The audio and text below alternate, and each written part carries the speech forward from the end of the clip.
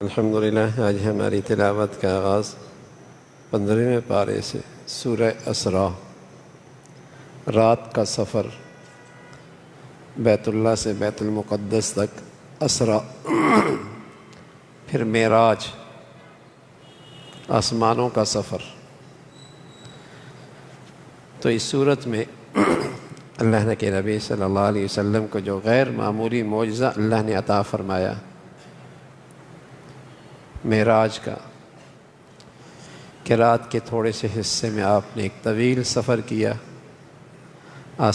آسمانوں کی سیر کرائی، رات کے اسی حصے میں پھر واپس بھی تشریف لے آئے۔ جیسے کوئی بڑا آدمی آ رہا ہوتا ہے تو ٹریفک روک دی جاتی ہے، گھنٹوں وہیں کھڑی رہتی ہے، تو اللہ تعالیٰ نے وقت کو روک دیا، نظام کو روک دیا۔ میرا پیغمبر آ رہا، محمد الرسول اللہ، اور یہ معراج جسمانی تھا، خواب کا نہ تھا۔ خواب میں تو آپ اور ہم بھی نہ جانے کہاں کہاں کی سیر کر کے آ جاتے ہیں، یہ کون سی کمال کی بات۔ جسمانی تھا، اس وقت کے عقل پرستوں کی عقل میں نہ آئی۔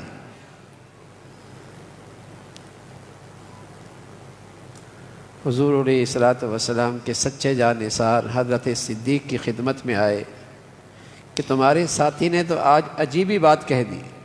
خیال ان کا یہ تھا کہ صدیق بھی اس بات کو سن کر انکار کر دیں گے۔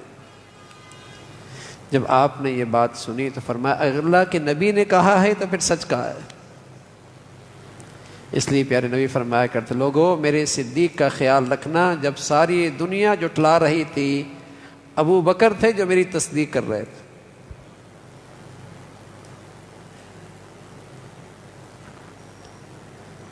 تو ایمان کی روشنی ہو تو اللہ کی قدرت سمجھ میں آتی ہے، اور عقل میں ایمان کی روشنی نہ ہو تو یہ عقل بہت چھوٹا ہے،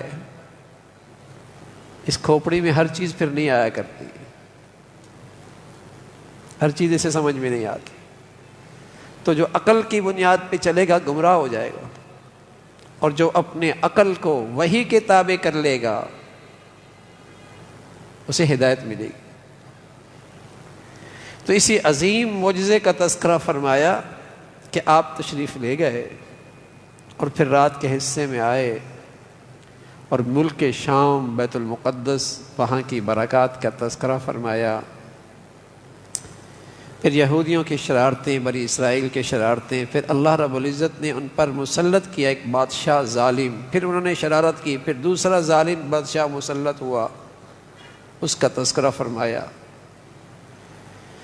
فرمایا شر اور فساد کا نتیجہ یہی ہوتا ہے کہ ہم پھر ظالم پہ ظالم مسلط کر دیتے ہیں، ادھر بھی ظالم ادھر بھی ظالم،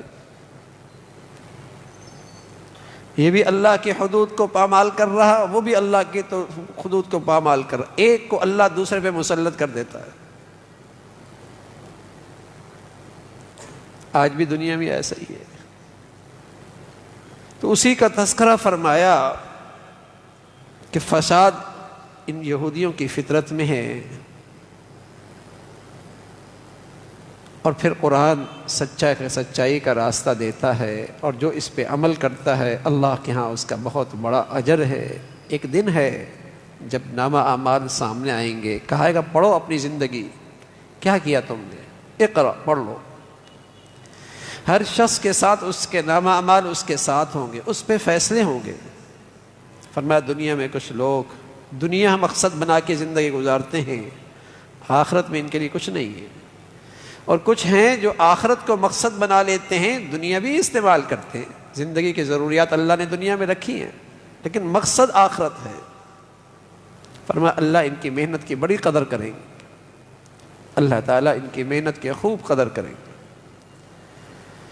پھر اللہ تعالیٰ نے مختلف ہدایات، آداب، اخلاق بتائے، اور یہ آداب و اخلاق ہی انسان کو شریف بناتے ہیں، سعادت مند بناتے ہیں، عزت دار بناتے ہیں۔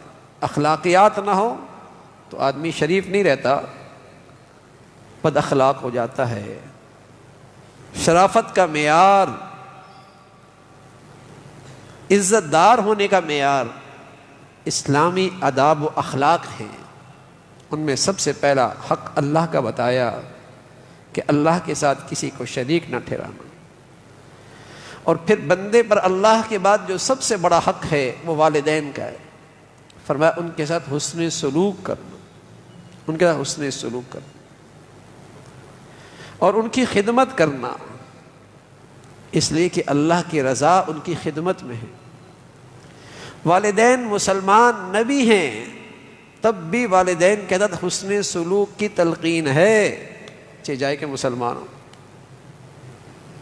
اور خصوصاً جب بڑھاپے میں آ جائیں اور ان کے اعصاب کمزور ہو جائیں اور ان کی ساری توانائی زبان پہ آ جائے، وہ چاہتے ہیں کہ میں بولوں اور لوگ سنیں، اور طبیعت میں جھنجھلاہٹ بھی آتی ہے، برداشت بھی نہیں ہوتی۔ ایسے موقع پہ اولاد سے خاص طور پہ کہا کندھا جھکا کے رکھنا، عاجزی دکھانا، یہ خدمت کرتے رہنا، اور زندگی بھر بھی تم یہ خدمت کرتے رہے۔ ماں باپ کی خدمت کا حق ادا نہیں ہو سکتا، اللہ سے فریاد کرنا، اللہ جیسے بڑھاپے میں انہوں نے ہم پہ شفقت کی تو ان کے بڑھاپے پہ رحم کر۔ یہ شرافت ہے انسان کی کہ اپنے والدین کو عزت دے، قدر کرے، ان کی خدمت کرے، ان کو خوش رکھے، یہ انسان کی شرافت ہے۔ پھر رشتہ دار، مساکین، مسافر، ان کے حقوق ادا کرنا، اور روکا کہ مال اللہ کی بڑی نعمت ہے، اس نعمت کو گناہوں میں خرچ نہ کرنا، اور فرمایا گناہوں میں خرچ کرنے والا یہ شیطان کا بھائی ہے، اللہ کی دی ہوئی اس نعمت کو یوں ضائع کر رہا، اسے کہتے ہیں تبذیر۔ اسراف بھی نہ کرنا، تبذیر بھی نہ کرنا، تبذیر خرچ کرنے کی جگہ ہی نہیں اور خرچ کر رہا، اسراف خرچ کرنے کی جگہ تو ہے لیکن زیادہ کر رہا، فضول کر رہا۔ اسی کا تذکرہ فرمایا میانہ روی، حتیٰ کہ خرچ کرنے میں میانہ روی ہو، اللہ کے راستے میں بھی خرچ کر رہے ہو تو فرمایا اس کے اندر بھی میانہ روی ہو، کہیں ایسا نہ ہو کہ کل تم برداشت نہ کر سکے مشکل کو اور پھر خود محتاج بن جاؤ۔ خرچ کرنے میں بھی اللہ کے راستے میں بھی میانہ روی۔ ناحق اولاد کو قتل مت کرو، اور اولاد کو ناحق قتل کرنے کی ایک شکل کہ اسے ایسے ماحول میں ڈال دیا معاش کی خاطر جہاں روحانی طور پہ اس پر موت واقع ہو گئی، اس کا ایمان چلا گیا، اس کا شرم و حیا چلا گیا، اس کے اندر کی غیرت چلی گئی، اس کے دل سے دین، ایمان، رسول کی عظمت چلی گئی، اور آپ نے معاش کی خاطر اسے وہاں ڈالا، اس کی تو موت آ گئی، روحانی طور پہ مر گیا۔ فرمایا اسے بھی ہم رزق دیں گے، تمہیں بھی ہم رزق دیں گے۔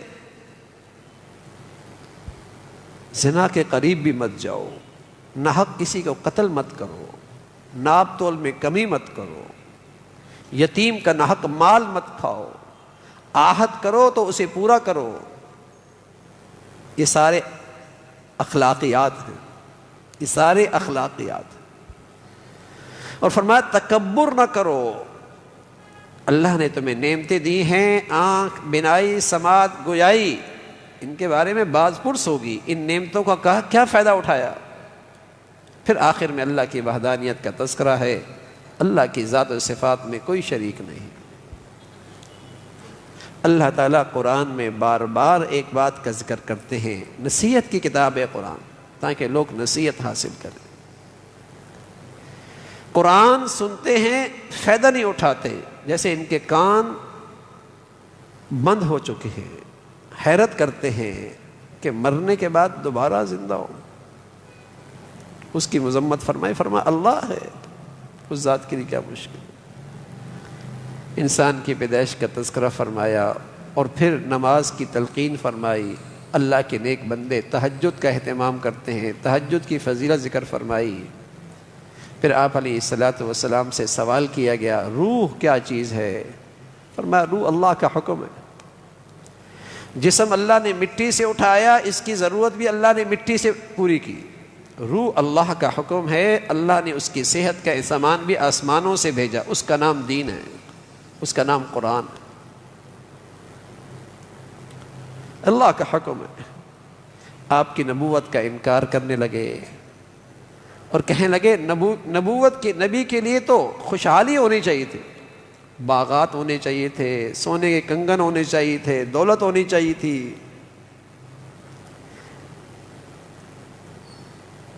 تو فرمایا کہ اللہ تعالیٰ چاہیں تو یہ بھی کر سکتے ہیں، لیکن انہوں نے پھر بھی نہیں ماننا.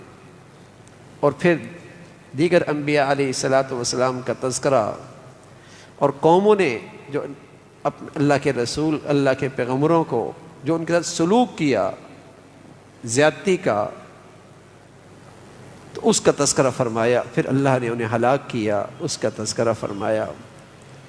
پھر سورہ کہف ہے، جس کہف میں اصحاب کہف کا تذکرہ، شروع میں قرآن کی عظمت کا تذکرہ ہے، عمل کرنے والوں کے لیے انعام کا تذکرہ ہے.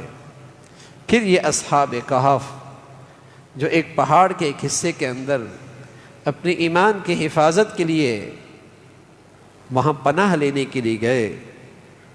دنیا نے چاہا، اس وقت بے دینی کا ماحول تھا، انہیں مجبور کیا جا رہا تھا. جب انہوں نے دیکھا کہ اب ان میں رہنا مشکل ہے، یا دین سے دستبردار ہونا پڑے گا، یا یہ ہماری جان لے لیں گے، یا یہ ہماری جان لے لیں گے، یا دین سے دستبردار ہونا پڑے گا، دونوں میں سے ایک معاملہ ہمارے ساتھ ہوگا. تو انہوں نے اپنی ایمان کی حفاظت کے لیے دنیا کی تمام راحت و آرام کے نقشوں کو ان سے دستبردار ہوئے اور پہاڑ کے ایک حصے میں جا کے پناہ لی. اللہ کی خاطر انہوں نے سب کچھ کیا. اللہ نے بھی پھر ایسی مدد فرمائی کہ اللہ رب العزت نے انہیں سلایا 300 سال تک سلائے رکھا. 300 سال تک سلائے رکھا. ان کی زندگی کا سارا نظام اللہ چلا رہے، انہیں کروٹ بھی دے رہے، تازہ ہوا بھی پہنچا رہے، سورج کی روشنی بھی پہنچ رہی، لیکن اس کی حرارت اور اس کی تپش سے بھی اسے محفوظ رکھا. اس لیے کہ جب آدمی سو جاتا ہے تو اسے باہر کی کوئی فکر نہیں ہوتی، سلا ہی دیا. اور اللہ میاں کہتا ہے ہم نے سلایا بھی ایسا نہیں کچی نیند ہو. فَضَرَبْنَا عَلَىٰ آذَانِ، ہم نے ان کے کانوں پہ تھپکی ماری. پہلے آنکھیں سوتی ہیں، جب نیند گہری ہوتی ہے تو پھر کان سوتے ہیں، ورنہ آنکھیں سوتی ہیں، بس اوقات کان سے آدمی بات سن رہا ہوتا ہے. کان پہ تھپکی ماری یعنی گہری نیند دی، میٹھی نیند دے دی، کچھ خبر نہیں کیا ہو رہا ہے باہر، ایسی گہری نیند. پھر سال کے بعد اللہ نے اٹھایا. پوچھنے لگے کتنے عرصے ٹھہرے؟ کہنے لگے صبح لیٹے تھے، ابھی سورج غروب نہیں ہوا. دوسرا کہنے لگے پورا دن ہو گیا، پورا دن ہو گیا. نہ جسم بدلا، نہ جوانی ختم ہوئی، نہ بال سفید ہوئے. اللہ اللہ ہے اور آج بھی اپنی پوری قدرت کے ساتھ. صرف وہ نہیں ہوتا جو ہمیں چیزوں سے ہوتا نظر آتا ہے، ان چیزوں کے پیچھے ایک اللہ کی قدرت بھی ہے. ان چیزوں سے جو آپ کو نتیجہ نظر آتا ہے وہ بھی اللہ کے ارادے سے، لیکن اللہ چاہے تو ان چیزوں کے بغیر بھی زندگی دے سکتا ہے.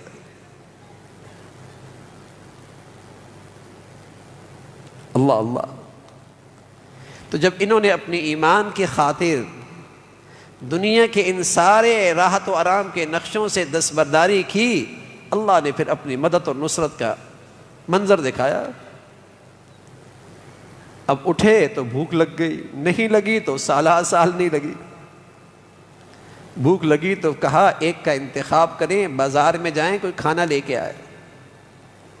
اب جب وہ کھانا لینے کے لیے گیا تو باہر نکلتی منظر نامہ تبدیل، گلیاں، محلے، رنگ روغن گاڑیاں، سواریاں مرد عورت کے نقشے الگ، 300 صدیاں گزر گئی، لیکن چونکہ احتیاط سے جانا تھا، جلدی کام کر کے واپس آنا تھا، کسی کو ان کی روپوشی کی خبر نہ ہو۔ ہوٹل والے کے پاس پہنچے تو اس نے سکہ دیکھا چاندی کا، پرانے بادشاہ کی اس پہ تصویر تھی۔ کمیاں کھوٹے سکے لے آؤ، کھرا نوٹ لے کے آؤ، نئی کرنسی چلاؤ۔ اس نے کہا کھوٹا سکہ؟ تو اس ہوٹل والے نے نظر اٹھائی تو کہا کہ تمہیں کوئی خزانہ تو نہیں ملا؟ سچ بتاؤ ورنہ گرفتار ہو جاؤ گے۔ یہ پہلی احتیاط کے ساتھ چل رہے تھے، اندیشہ تھا کہیں ظالم بادشاہ کو پتہ لگا کسی مصیبت میں نہ آ جائے۔ انہوں نے اس کی ساری سچائی بتا دی تو لوگ جمع ہو گئے اور انہیں اطمینان دلا دیا۔ اب اطمینان رکھیں، اب نہ وہ بادشاہ رہا، نہ وہ ظالم رہا، نہ وہ مشرک رہا، نہ وہ ماحول رہا، نہ یہاں اب بے دینی کی فضا ہے۔ اب وقت کا حاکم اللہ والا ہے، دین پرست ہے، خدا سے ڈرنے والا ہے۔ ساری دنیا بدل گئی۔ اسے بادشاہ کے دربار میں لے گئے، عین اس وقت کا بادشاہ۔ اسے پتہ چلا کہ اس کے رعایا میں کچھ لوگ ہیں جو مرنے کے بعد کی زندگی کا انکار کر رہے ہیں، دعائیں کر رہا، اللہ کوئی ایسا برہان، کوئی ایسی دلیل، کوئی ایسی حجت بھیج دے کہ میں اپنے لوگوں کو مطمئن کر سکوں۔ ادھر یہ نوجوان پہنچے تو سمجھ گئے کہ اللہ کی طرف سے دلیل آ گئی۔ جو سالہ سال سلا کے زندہ کر بیدار کر سکتا ہے، اس کے لیے مارنے کے بعد زندہ کرنا کیا مشکل۔ اسی کا تذکرہ فرمایا پیارے رسول صلی اللہ علیہ وسلم کے واسطے سے پوری امت کو تلقین فرمائی کہ اس دنیا میں جو کچھ ہوتا ہے اللہ کی منشا اور چاہت سے ہوتا ہے، اس لیے جب بھی کوئی قدم اٹھاؤ اور جب بھی کوئی تدبیر کرو اور جب بھی کوئی کام کرنے لگو تو تمہارا دل بھی یہ کہے اللہ چاہے گا تو ہوگا، زبان بھی یہ کہے انشاءاللہ اللہ کی مشیت ہوگی تو نتیجہ آئے گا، یہ کہا کرو۔ اور پھر تلقین فرمائی کہ جس طرح یہ اپنے جسمانی لحاظ سے بے دین لوگوں سے الگ ہو گئے اپنا ایمان بچانے کے لیے، لیکن دماغ کے اندر تو اندیشے آ سکتے ہیں نا، خوف کے، پریشانی کے، آئندہ کیا ہوگا، مستقبل میں کیا ہوگا۔